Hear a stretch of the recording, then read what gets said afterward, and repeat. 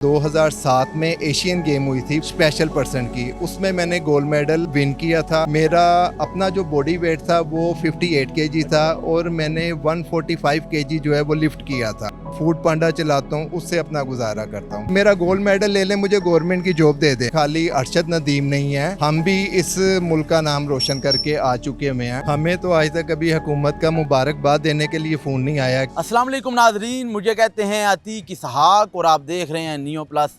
नाजरीन, फ्रेम में ये जो दूसरे भाई नज़र आ रहे हैं, ये देखने में तो आपको एक आम से इंसान लग रहे होंगे, लेकिन इनके अंदर जो खसूसियात पाई जाती हैं वो भी मैं आपको बताता हूँ। ये डिसेबल हैं और डिसेबल के साथ साथ ये इंटरनेशनल लेवल पे गेम्स भी खेल आए हैं और ये डिसेबल होने के बावजूद किसी की मुताजी नहीं झल रहे, बल्कि ये अपने बच्चों के लिए रिज़्क़ हलाल कमाने की कोशिश करते हैं।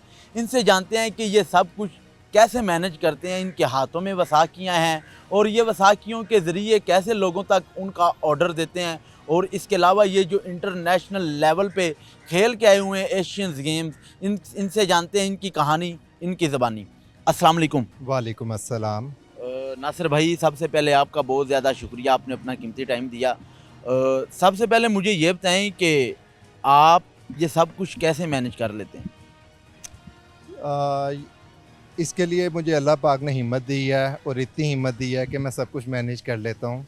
मुझे 2 साल की एज में जो है वो पोलियो हो गया था, जिसके बाद मैं बिल्कुल भी नहीं चल सकता था। तो काफ़ी टाइम मैंने व्हीलचेयर यूज़ की है। उसके बाद फिर मेरे ऑपरेशन हुए तो अल्लाह पाक ने बहुत करम किया कि मैं खुद से जो है वो चलना शुरू हो गया। जहाँ पे मेरा दिल करता है मैं आ जा सकता हूँ। तो वक्त गुज़रने के साथ साथ जो है मुश्किलात का काफ़ी मैंने सामना किया है।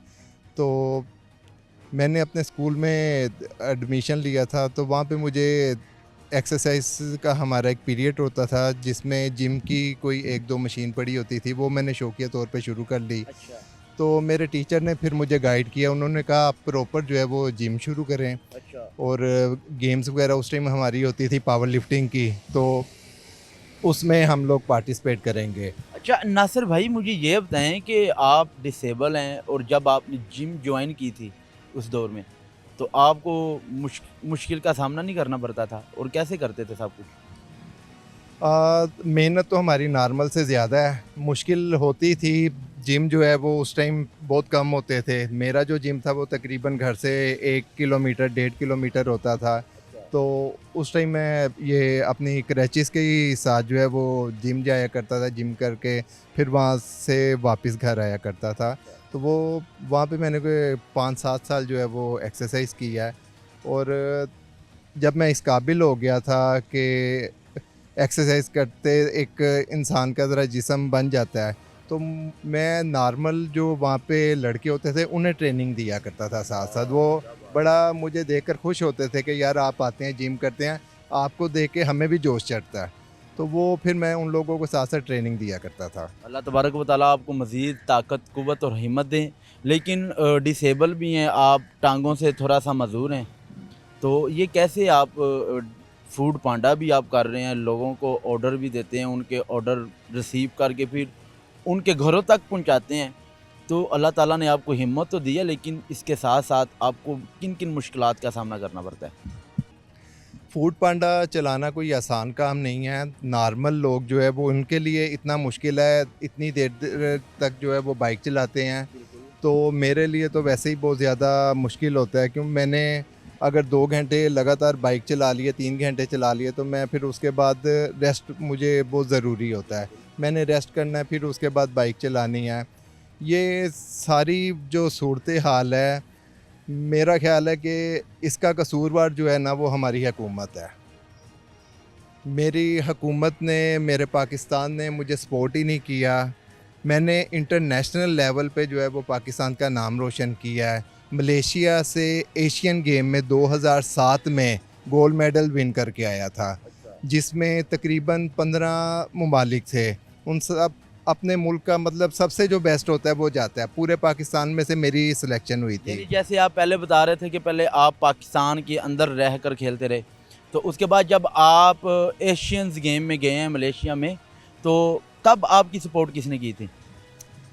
अ, तब हमारी स्पोर्ट हमारा एक इस्लामाबाद में इदारा था एनपीसी के नाम से। उन्होंने हमारे स्कूल से हमारे स्पोर्ट्स टीचर से उनका रब्ता था, उन्होंने मेरा नाम दिया था। उस टाइम हमारी लाहौर में और एबटाबाद में गेम्स होती थी। एबटाबाद में मैं लगातार जो है वो 15 दफ़ा फ़र्स्ट पोजीशन पर ही आया हूँ। तो पूरे पाकिस्तान में से तकरीबन कोई 30-35 लड़के होते थे पावर लिफ्टिंग के, जिनमें मेरी सिलेक्शन हुई थी। तो उसके बावजूद जो है मैंने कभी हिम्मत नहीं हारी। मैंने बड़ी मेहनत की हुई है इस मुल्क का नाम रोशन करने में। तो बस अब दुख होता है मेडल, उस टाइम जब मेडल मिलते हैं तो बड़ी खुशी होती है कि आप मुझे ये बताएं कि आपने उस दौर में कोई मेडल भी हासिल किया है? मैंने मलेशिया में 2007 में एशियन गेम हुई थी, वहाँ पे स्पेशल पर्सन की, उसमें मैंने गोल्ड मेडल विन किया था। मेरा अपना जो बॉडी वेट था वो 58 केजी था और मैंने 145 केजी जो है वो लिफ्ट किया था। और कितने फ़ख्र की बात होगी कि एक स्पेशल पर्सन जो है वो इस मुल्क का नाम रोशन कर कर आ रहा है। और बड़ी खुशी होती है जब आपकी वजह से किसी और मुल्क में जो है वो पाकिस्तान का झंडा लहराया जाए और वहाँ पे पाकिस्तान का कौमी तराना जो है वो चलाया जाए। तो मेरा नहीं ख्याल कि इससे फ़ख्र की बात कोई हो। और नाजरीन, ये हमारे वो हीरो हैं जो लोगों की नज़रों से बिल्कुल गायब हैं, लोगों के वहमो ख्याल में भी नहीं है। इन्होंने भी गोल्ड मेडल जीता है और ये डिसेबल भी हैं। इनके बकौल इनका कहना है कि मेरा जो अपना वज़न था 58 किलोग्राम था, लेकिन जो मैंने पावर लिफ्टिंग में गोल्ड मेडल जीता वो 140 किलोग्राम मैंने वज़न उठाया। स्पेशल पर्सन्स की वो गेम थी। और उसके बाद जब आपने वो गोल्ड मेडल हासिल किया है तो हुकूमत ने आपको उसके बाद कोई जैसे अरशद नदीम को जगह जगह पे प्लॉट मिल रहे हैं, हर चीज़ मिल रही है, गाड़ियाँ मिल रही हैं, हुकूमत की तरफ से करोड़ों रुपए की रकम मिली है इनाम के तौर पे, तो हुकूमत ने आपको कोई कुछ नहीं दिया था? हमें तो आज तक कभी हुकूमत का मुबारकबाद देने के लिए फ़ोन नहीं आया कि ये हमारा एथलीट जो है वो पाकिस्तान का नाम रोशन करके आए, इसे कम से कम हम मुबारक ही दे दें।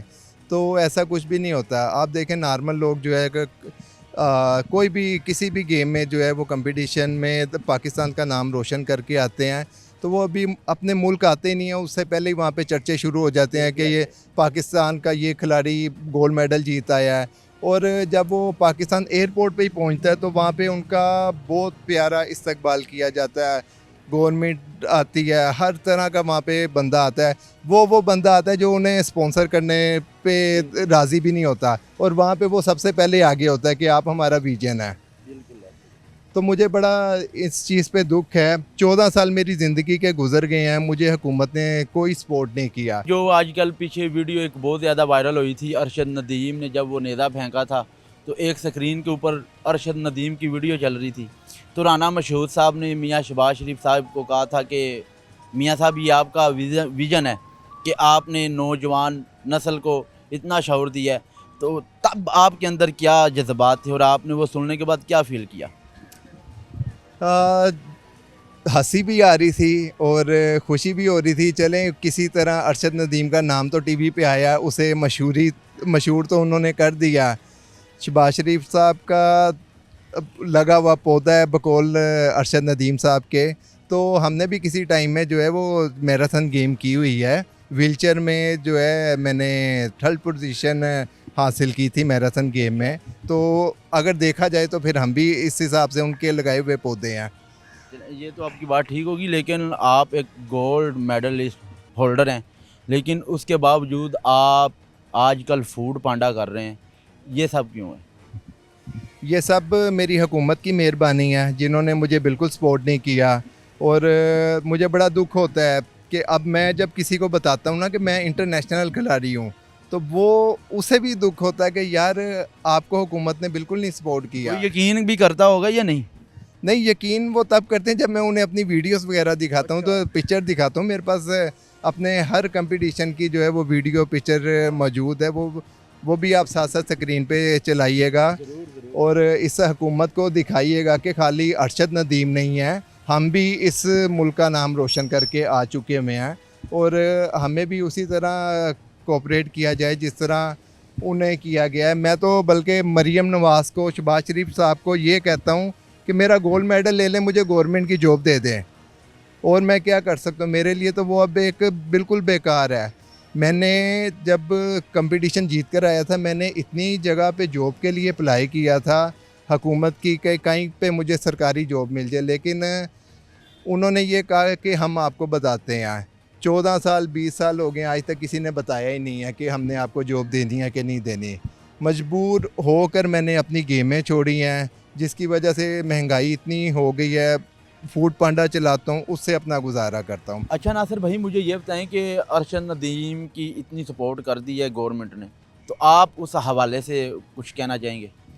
सबसे पहले तो मैं अरशद नदीम साहब को बहुत बहुत मुबारक देना चाहता हूँ। उन्होंने मुल्क का नाम रोशन किया, गोल्ड मेडल लेकर आए, और जितना हुकूमत ने उन्हें सपोर्ट कर दिया हुआ है अरशद नदीम साहब को, मैं सिर्फ एक पैगाम ज़रूर दूंगा कि वो स्पोर्ट्स में जितने भी उनके स्पोर्ट्समैन हैं उन्हें लाजमी सपोर्ट करें, क्योंकि वो अब हमारी आवाज़ बन सकते हैं। और उनके पास अब इतने स्पॉन्सर है, वो किसी भी स्पॉन्सर पे उंगली उठाएंगे ना कि यार आपने इस बंदे को स्पॉन्सर कर देना, वो बंदा ज़रूर करेगा। लेकिन अब ये नदीम अरशद साहब की हिम्मत है कि वो हम लोगों के लिए आवाज़ उठाते हैं कि नहीं उठाते। आप ये जो फूड पांडा चला रहे हैं, ये कितने घंटे ड्यूटी करते हैं?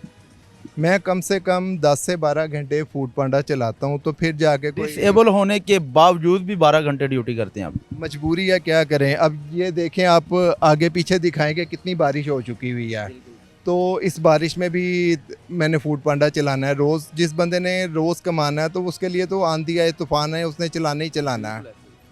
तो बस अब मजबूरी है, क्या करें। बच्चे कितने? आपकी शादी हुई है? नहीं, शादी नहीं हुई। शादी की वजह यही है कि मुझे अगर हुकूमत ने सपोर्ट किया होता तो मेरा भी कोई बैकग्राउंड अच्छा बन गया होता, तो मैं कम से कम अपनी शादी भी करता। नॉर्मल लोगों के रिश्ते रिजेक्ट हो जाते हैं, हमें तो देख कर दूसरे रिजेक्ट कर देते हैं। तो लेकिन नासिर भाई, जब आप ऑर्डर किसी को डिलीवर करते हैं तो डिलीवर करने के लिए बाद औक़ात ऊंची ऊंची मंजिलों पे भी पहुंचना पड़ता है। बाद औक़ात जो अंदर ऑफिसर बैठे होते हैं वो कहते हैं कि भाई अंदर आकर दे के जाएँ, ऊपर आकर। तो तब आपको किन मुश्किलात का सामना करना पड़ता होगा? आपके हाथों में वसाकी और टांगों से आप डिसेबल हैं, इतना मुश्किल होता है? ऐसे काफ़ी ऑर्डर आते हैं कि फ़र्स्ट फ्लोर पे आ जाओ, सेकंड फ्लोर पे आ जाओ। फर्स्ट फ्लोर तक तो मैं अब चला जाता हूँ, पहले नहीं जाता था, मुश्किल होती थी। उन्हें रिक्वेस्ट करता था, लेकिन उनमें से 99% लोग जो हैं वो आ जाते हैं नीचे। कुछ 1% लोग ऐसे हैं जो आते ही नहीं हैं। वो कहते हैं जी फूड पांडा का मतलब भी यही है कि डोर टू डोर आप ऑर्डर दें, अगर नहीं आप दे सकते तो जाएं। उन्हें अगर मैं बताता हूँ ना कि यार मैं डिसेबल पर्सन टू नहीं आ सकता, वो कहता है आप नौकरी ना करो। तो फिर मैं बड़ा डिसहार्ड होकर कंपनी को मैसेज करता हूँ कि यार मैं ऊपर ऑर्डर नहीं दे सकता और कस्टमर भी नीचे नहीं आ रहा, तो ये मेरे साथ इशू है। तो बस कंपनी की ये मेहरबानी है कि वो ऑर्डर जो है कैंसिल कर देते हैं, लेकिन उसमें फिर हमारा नुकसान होता है। उसमें जो 50-60 रुपये हमें मिलने होते हैं वो नहीं मिलते, और वापस जहाँ से ऑर्डर लिया होता है उस जगह पे जाके वो ऑर्डर वापस रिटर्न करना होता है। अच्छा भाई, मुझे ये बताएं कि आप डिसेबल हैं, तो डिसेबल होने के बावजूद जब आप किसी को ऑर्डर देने जाते हैं डोर टू डोर, तो किसी के अंदर ऐसा एहसास नहीं जागा कि भाई ये तो डिसेबल है और हम घर बैठे ऐसे लोगों से मंगवाते हैं? तो किसी ने कोई बात नहीं की? नहीं, लोगों को खुशी होती है, वो मुझे अप्रिशिएट करते यानी एहसास होता है, एहसासमंद लोग हैं पाकिस्तान में। एहसास है, बिल्कुल एहसासमंद है, वो अप्रिशिएट करते हैं मुझे। वो लोगों का माइंड बन गया हुआ है ना कि यार नॉर्मल क्या और डिसेबल पर्सन क्या इशारों पे खड़े मांग रहे हैं।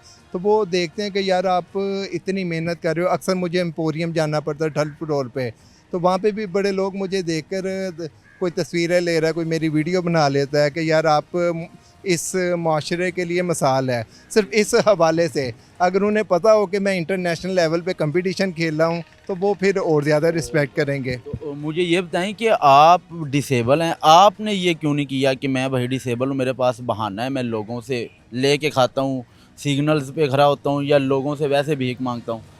आपके ज़हन में ये बात नहीं आई? सर आपको अच्छा लगेगा पाकिस्तान का खिलाड़ी जो है वो सड़कों पे इशारों पे खड़ा होके मांगे? तो इससे अच्छा बंदा वैसे खुदकुशी ना कर ले। बिल्कुल, बहुत बड़ी बात कह दी है। मुझे ये बताएं कि जो लोग मजदूर भी नहीं है, डिसेबल भी नहीं है, लेकिन वो उन लोगों का भी हक खा रहे हैं कि जो डिज़र्व करते हैं, उनको क्या पैगाम देंगे? वो लोग तो बेशर्म हैं जो ठीक होने के बावजूद इशारों पे खड़े हैं या कहीं भी खड़े होके मांग रहे हैं। कोई बहुत ही ज़्यादा मजबूरी में है तो ठीक है, लेकिन बुरी बात है, अल्लाह ताला ने आपको हाथ पाँव दिए हैं, मेहनत करें। मेहनत करके आप लोग जो कमाते हैं ना, उससे मज़ेदार आपके लिए कुछ भी नहीं है। वो चाहे आपने दिन में 500 कमाया, 1000 कमाया, 100 रुपया कमाया है, और वो इतने बरकत वाले होते हैं, वो जल्दी ख़त्म भी नहीं होते। तो ये हुकूमत पाकिस्तान को क्या पैगाम देंगे एंड पे? हुकूमत पाकिस्तान को मैं यही पैगाम दूंगा कि खुदारा कुछ रहम, कुछ तरस खा लें हम पे। इतनी उम्र हो गई है और ना तो आप लोगों ने मुझे कोई नौकरी दी है, ना किसी किस्म का मुझे सपोर्ट किया है। और मैं अभी भी ये कहता हूँ मरीम नवाज़ से, शहबाज शरीफ साहब से, कि मेरे हाथों में इतनी ताकत है कि मैं इस मुल्क का नाम अभी भी रोशन कर सकता हूँ। इतनी महंगाई होने की वजह से मैंने अपनी गेम छोड़ दी है, और आप लोगों की सपोर्ट ना मिलने की वजह से मैंने ये गेम छोड़ दी हुई है। जी बहुत मेहरबानी नासिर भाई, आपने अपना कीमती टाइम दिया। आप तो पाकिस्तान का असासा हैं और कौमी हीरो हैं, वाकई लोगों की नज़रों से गायब हैं लेकिन दिलों में होंगे। जी नाजरीन, ये नासिर भट्ट साहब हैं, इनका ताल्लुक़ लाहौर से है और ये डिसेबल हैं। आज से 5 से 10 साल पीछे चले जाएं तो ये इंटरनेशनल गेम के कौमी हीरो हैं, गोल्ड मेडल लेके आए हुए हैं पाकिस्तान में पावर लिफ्टिंग गेम में। और उसके बावजूद जब इनको हुकूमत की तरफ से कोई सपोर्ट नहीं होती या अरशद नदीम की तरह इनको नहीं सराहा जाता, तो ये आज किन हालातों में वो आपके सामने ही है। फूड पांडा चला के 12 घंटे ड्यूटी करते हैं, तो 12 घंटे ड्यूटी करके अपना घर का जो सिस्टम है वो चला रहे हैं। कमेंट बॉक्स आपके पास है, आपने अपनी राय का भी इज़हार करना। मुझे दें इजाज़त, मैं आपको मिलता हूँ अगले प्रोग्राम में, तब तक अल्लाह हाफ़िज़।